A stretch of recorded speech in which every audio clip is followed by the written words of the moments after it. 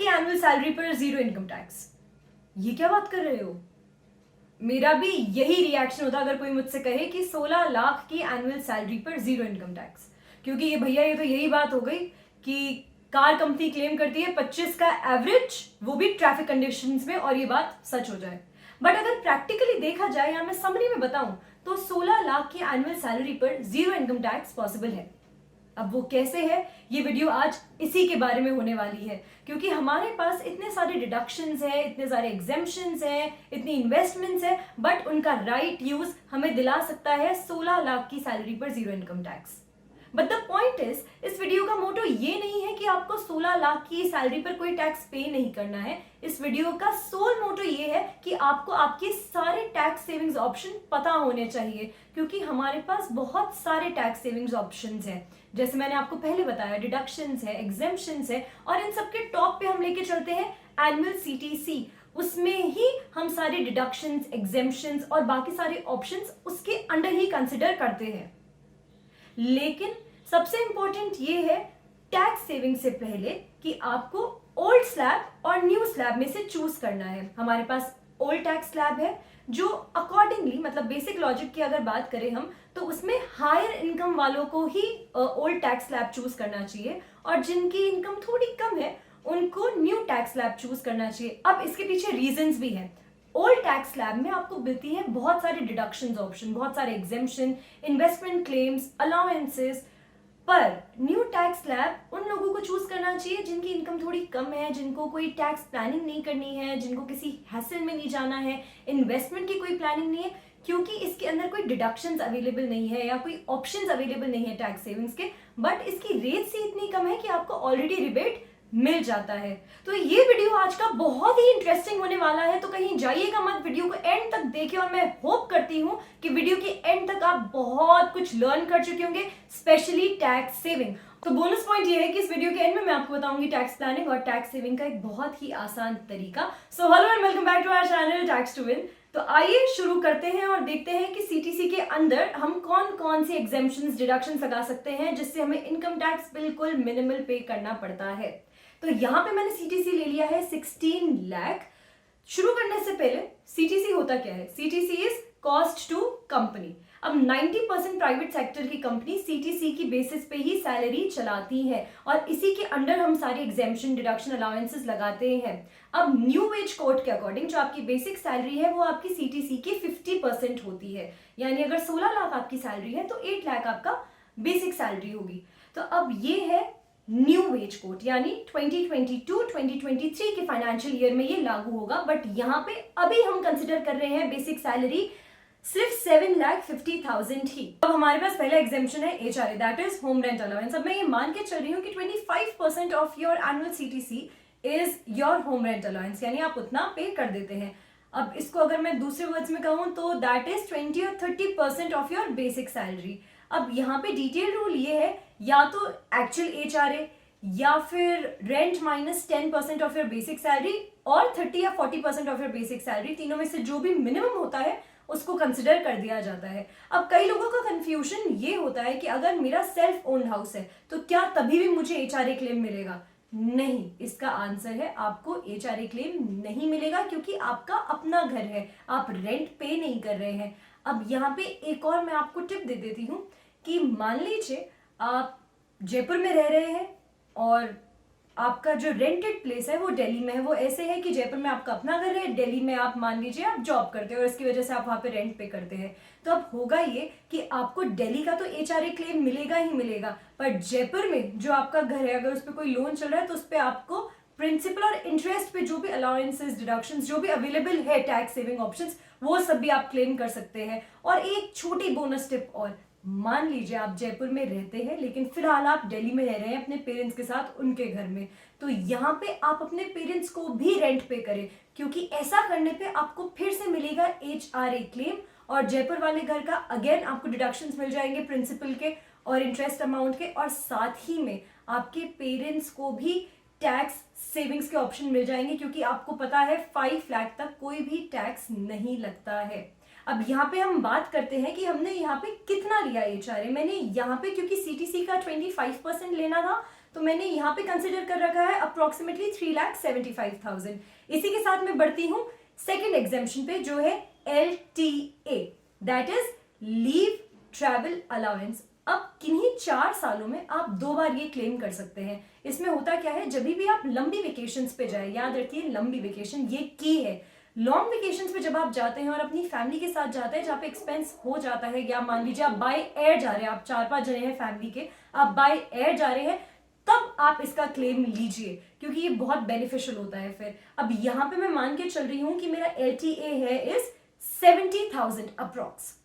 अब नीचे मैं नेक्स्ट पे आती हूँ, that is children education allowance and hostel allowance. ये 2 अलग अलग अलाउंस है, पर मैं आपको साथ में बता देती हूँ। अगर आपका एक बच्चा है तो आपको गवर्नमेंट की तरफ से 100 रुपीज पर मंथ अलाउंस मिल जाती है। अगर आपके 2 बच्चे हैं तो आपको 200 अलाउंस मिल जाती है। ये किसकी अलाउंस है? ये आपकी चिल्ड्रन एजुकेशन अलाउंस है। अब इसी के साथ मान लीजिए आपके दोनों बच्चे हॉस्टल में पढ़ रहे हैं, तो पर वार्ड पर मंथ आपको 300 रुपीज मिलता है। यानी अगर आपके 2 बच्चे हैं तो आपको कितना मिलेगा? आपको 600 रुपीज मिलेगा, है ना। तो टोटल मिला के यहाँ पे इसलिए मैंने ये ले लिया है children education allowance 2400 and hostel allowance 7200। अब इसके बाद बहुत इजी मैं बात करती हूँ गिफ्ट वाउचर्स की, और सेकंड है हमारे पास फूड कूपन्स।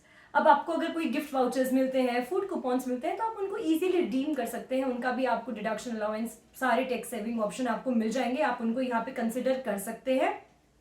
और साथ में मैं आपको बता दूं रीइंबर्समेंट। अब कई बार कंपनीज हमें रीइंबर्समेंट देती हैं, लेकिन वो यहाँ पे मैं कंसिडर नहीं कर रही हूँ, क्योंकि वो आपकी सैलरी का पार्ट नहीं होते हैं।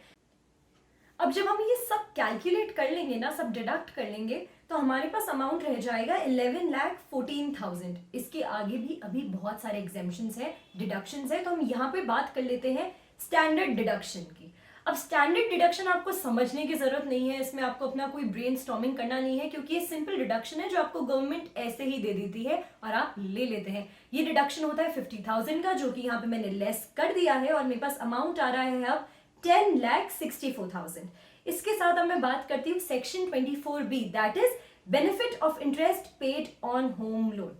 अब अगर आप अपने होम लोन पे है, मतलब आपका घर है, आपने उस पर लोन ले रखा है, तो आपको इंटरेस्ट पे करने पे बहुत सारे बेनिफिट्स मिलते हैं, और यही बेनिफिट्स मैंने यहाँ पे कंसिडर कर दिए हैं। और मैंने यहाँ पे अमाउंट ले लिया है अप्रॉक्स 2 लाख का, मतलब आप अप्रॉक्स ले सकते हैं, मैंने एग्जैक्ट 2 लाख का यहाँ पे अमाउंट ले रखा है। अब मेरे पास निकल आती है क्या? मेरी ग्रोस इनकम। अब वो मेरे पास ग्रॉस टोटल इनकम कितनी आई है? मेरे पास आ गई है 8,64,000। यहाँ पे अब हम बात करेंगे डिडक्शंस, सिर्फ डिडक्शंस के बारे में, क्योंकि ये भी मैक्सिमम टैक्स सेविंग्स में बहुत हेल्प करते हैं। अब हम क्योंकि मैक्सिमम टैक्स सेविंग्स की बात करें, तो सेक्शन 80C की बात ना करें ये हो ही नहीं सकता, क्योंकि section 80C is the most popular option. इसके अंदर हमारे पास बहुत सारे ऑप्शंस होते हैं, खूब सारे इन्वेस्टमेंट्स होते हैं, खूब सारे फंड्स होते हैं, डिपॉजिट्स होते हैं जिनके क्लेम्स आपको मिलते हैं। फॉर एग्जांपल मैं यहाँ पे लेके चलती हूँ आपकी फिक्स्ड डिपॉजिट्स, आपकी LICs, आपके म्यूचुअल फंड्स और बहुत कुछ।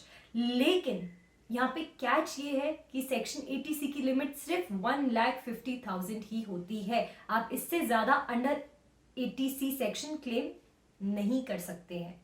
तो यहाँ पे इसलिए मैंने मैक्सिमम अमाउंट ही लिया है। मैं अंडर सेक्शन 80C, जिसके ब्रैकेट्स मैंने डाल रखे हैं, LIC, म्यूचुअल फंड्स, FD, इनको मैंने अमाउंट लिया है 1,50,000 का ही मैक्सिमम अमाउंट में लेके चल रही हूँ। नेक्स्ट मैं यहाँ पे बात करती हूँ सेक्शन 80D, जिसके अंदर हम बात करेंगे मेडिकल इंश्योरेंस के बारे में। अब मेडिकल इंश्योरेंस हमको पता ही है कि क्या होता है, हमारी हेल्थ इंश्योरेंस से रिलेटेड होती है मेडिकल इंश्योरेंस। यहाँ पे आपको अगर आप मेडिसिन लेते हैं तो उनका क्लेम मिल जाता है, या आपके चेकअप्स होते हैं उनका क्लेम मिल जाता है, ये होती है मेडिकल इंश्योरेंस। आपके ऑपरेशंस में भी जब आपके बहुत सारे पैसे लगते हैं तो इंश्योरेंस की वजह से आपको कुछ क्लेम वापस मिल जाता है ना। तो यहाँ पे मैंने मेडिकल इंश्योरेंस का अमाउंट ले रखा है 50,000। नेक्स्ट डिडक्शन जो हमारे पास है वो है NPS। अब NPS तो हम सबको पता है कि हम अंडर सेक्शन 80C भी क्लेम कर सकते हैं, बट द पॉइंट इज वो बेनिफिशियली नहीं होता, इसलिए हमारे पास NPS के 2 क्लॉजेज है। अब इसमें होता क्या है, मान लीजिए अगर आप 50,000 और इन्वेस्ट कर दे NPS में, एक्सेप्ट फॉर 80C जो आप ऑलरेडी कर चुके हैं, तो भी आपको 50,000 का रिबेट मिल जाता है। वो अंडर सेक्शन 80CCD1B में आपको मिलता है, that is NPS contribution by individual.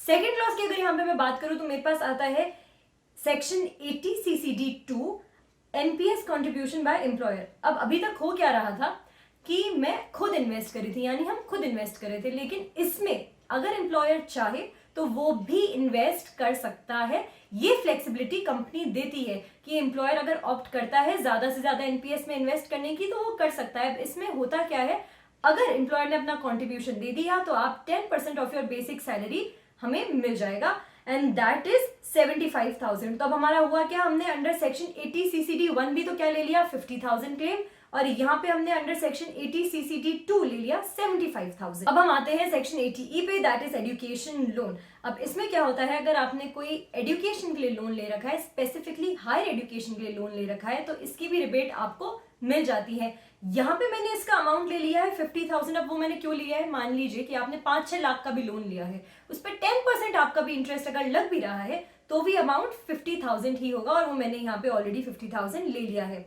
हम आगे बात करते हैं सेक्शन 80G की, दैट इज डोनेशन। अब कोई भी अगर हेल्प के लिए आप डोनेट करते हैं पैसा एनजीओ में, किसी संस्थान में, तो वो जो है वो भी आपको रिबेट होके मिल जाता है। और यहाँ पे वो अमाउंट मैंने ले लिया है 15,000। अब वो इससे ज्यादा भी हो सकता है, इससे कम भी हो सकता है, मैं एक एवरेज अमाउंट लेके चल रही हूँ, दैट इज 15,000। अब इन सारी कैलकुलेशन के बाद जो मेरे पास अमाउंट आएगा वो आ जाएगा 4,74,000। अब कैलकुलेशन के बाद 16 लाख की सीटीसी पे हमारी टैक्सेबल इनकम आ चुकी है 4,74,000। अब क्वेश्चन इज कि इस पे टैक्स कितना लगेगा। हम सब जानते हैं कि ओल्ड टैक्स स्लैब के हिसाब से 2.5 लाख से नीचे या 2.5 लाख तक की इनकम पर कोई टैक्स नहीं होता है। 2.5 लाख से 5 लाख के बीच में या 5 लाख तक 5% रेट हो जाती है। लेकिन अगर आपकी ओवरऑल इनकम 5 लाख है या उससे नीचे है तो आपको कोई टैक्स पे नहीं करना पड़ता। और इस वीडियो का यही एम था कि इनकम को 5 लाख से नीचे कैसे लेकर आया जाए। अब हो सकता है कि आपको लगे कि ये तो बिल्कुल प्रैक्टिकल नहीं है, इतने एग्जेम्पशंस, इतने डिडक्शंस, बट इसकी पॉसिबिलिटीज खत्म नहीं हो सकती। क्योंकि अगर आप अपनी वाइजली इनकम टैक्स को प्लान करें, अपनी टैक्स प्लानिंग करें, टैक्स सेविंग करें, तो ये पॉसिबल है। दूसरा पॉइंट यहाँ पे लोग उठाएंगे कि 16 लाख की सैलरी को हम 5 लाख पे ले आए हैं, खर्चा पानी का आ जाएगा, तो अब आपके पास कितना खर्चा बचेगा। मोस्टली आपने सब कर दिया, आपने लोन्स दे दिए, आपने एजुकेशन लोन दे दिया, आपने इंटरेस्ट पे कर दिया, आपको एग्जेम्पशंस मिल गए, डिडक्शंस आपने क्लेम कर दिया, आपने डोनेशन दे दी, सब कुछ हो गया। अब खर्चा बचा क्या, आपकी बेसिक यूटिलिटीज और आपकी ग्रोसरी का खर्चा, दैट्स प्रीटी मच इट। और वो तो 5 लाख में बहुत आराम से हो ही सकता है। अब द पॉइंट इज कि इतनी अच्छी आप टैक्स प्लानिंग और टैक्स सेविंग करेंगे कैसे। बहुत सिंपल है, यही तो ये आपका बोनस पॉइंट था। यहां पे मैं आपको बता देती हूँ कि अगर आप www.tax2win.in पे जाए और tax2win का tax planning optimiser tool use करें तो आप बहुत ही आसानी से सिर्फ कुछ सवालों का जवाब देकर विद इन 4 to 5 मिनट्स बहुत ही बढ़िया तरीके से अपनी टैक्स प्लानिंग और टैक्स सेविंग्स प्लान कर सकते हैं। साथ में जाते जाते एज प्रॉमिस्ड एक बोनस टिप मैं आपको और दे देती हूँ, एक एडवाइस मैं आपको बता देती हूँ कि अगर आप हस्बैंड वाइफ हैं और अगर आप जॉइंट होम लोन ले ले तो आपको सेपरेटली लोन की प्रिंसिपल अमाउंट पे या इंटरेस्ट पे क्लेम्स मिल सकते हैं। इसी के साथ अगर आपको ये वीडियो इन्फॉर्मेटिव और हेल्पफुल लगा हो तो please like, share and comment and subscribe to our channel tax to win.